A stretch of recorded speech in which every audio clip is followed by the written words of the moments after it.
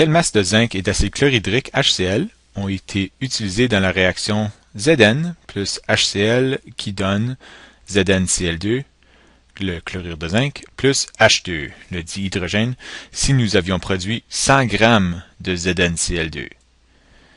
La première chose, c'est d'écrire la réaction Zn plus HCl qui donne ZnCl2 plus H2 et il faut équilibrer. On remarque ici qu'on a un zinc, donc on a juste besoin de mettre le 1 zinc, mais on a 2 chlore et 2 H. Alors, en mettant un 2 devant ici, ça nous donnerait les 2 H qu'on recherche et les 2 chlore qu'on recherche. Et le reste est équilibré. On a besoin de mettre les coefficients 1 et 1 au produit. Si on a produit 100 g de chlorure de zinc, ça veut dire qu'on peut le mettre là. Puis la première instinct de quelqu'un serait de dire, on a juste besoin d'utiliser les rapports ici. Alors, si on a un ZnCl2, puis un Zn, on va avoir la même masse, puis on peut faire x2 pour avoir 200 g ici, puis là, x1 encore pour le H2.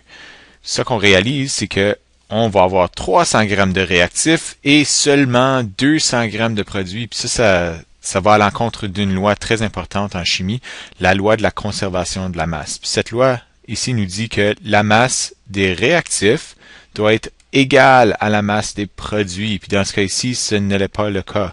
300 g puis 200 g, c'est clairement pas égal. Alors il faut vraiment utiliser une différente méthode.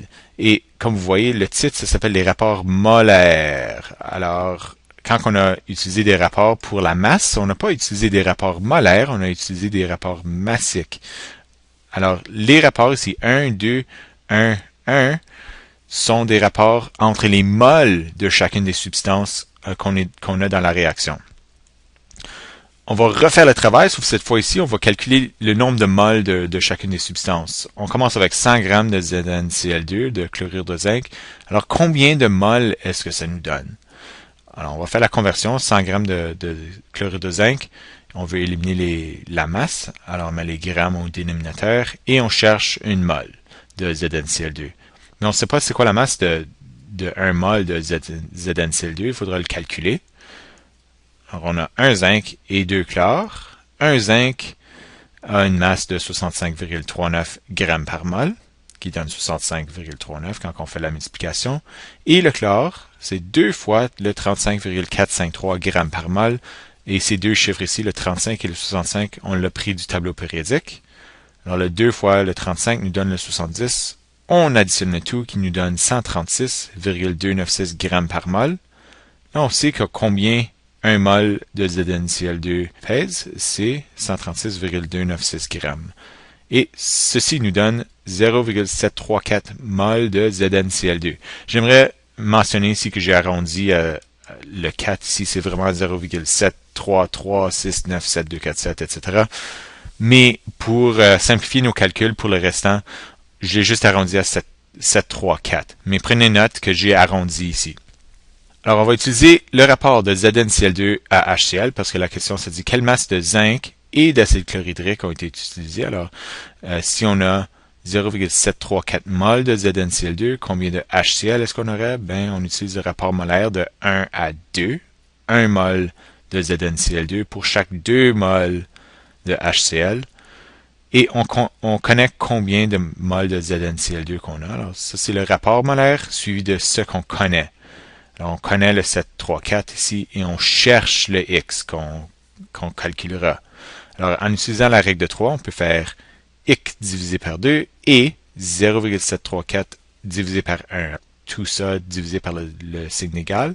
Et quand on isole le X, on fait 2 fois ce 0,734 qui nous donnera 1,468 mol de HCl.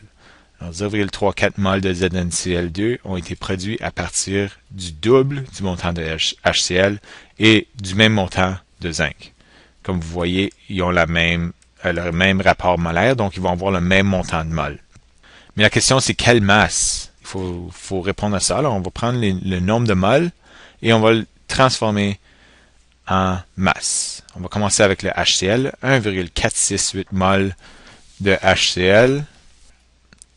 Et on veut éliminer les moles de HCl, mais on n'a pas la masse. Alors, on va juste le calculer. 1,0794 pour l'hydrogène et 35 pour le chlore, qui nous donne une masse totale de 36 qu'on met là. Et ça nous donne 53,525 HCl. Et on fait la même chose pour le zinc. Le zinc, le 1 mol, la masse est plus facile à trouver. Dans le tableau périodique, on vérifie, c'est 65,39. On le multiplie, qui nous donne 47,996. Et pour vérifier la loi de la conservation de la masse, on va faire la même chose avec le H2. Alors 0,734 parce que le rapport molaire c'est 1 à 1, alors il va avoir le même montant de mol, E2. On calcule la masse qui était, alors le H c'est 1,00794, on a juste besoin de le multiplier par 2 pour avoir la masse du H2. Et en multipliant, on a 1,480. Toutes ces masses-ci, on a 100 grammes de ZnCl2, 1,48 grammes de H2, qui nous donne une masse totale de 101,48 grammes. Et pour les réactifs, 47,996 plus 53,525 nous donne 101,521. Alors pourquoi que c'est pas exactement pareil? Rappelez-vous, j'ai dit on a arrondi ici. C'est pourquoi que la masse des réactifs est légèrement plus élevée que la masse des produits. Mais si on n'avait pas arrondi, on aurait exactement le même chiffre.